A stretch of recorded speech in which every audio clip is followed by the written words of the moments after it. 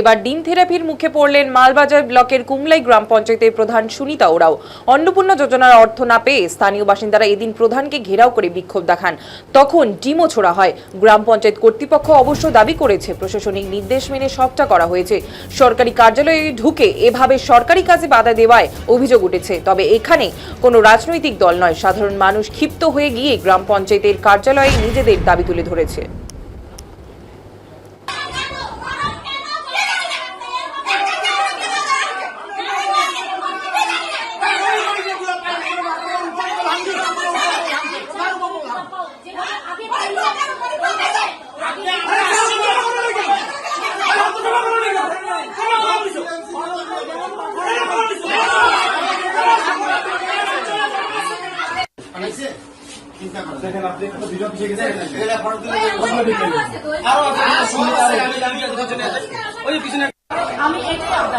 আচ্ছা, কিন্তু শোনা যাচ্ছে 136 জন নাকি পেয়েছে, 136 জনের মতন পেয়েছে অন্নপূর্ণা ভান্ডার।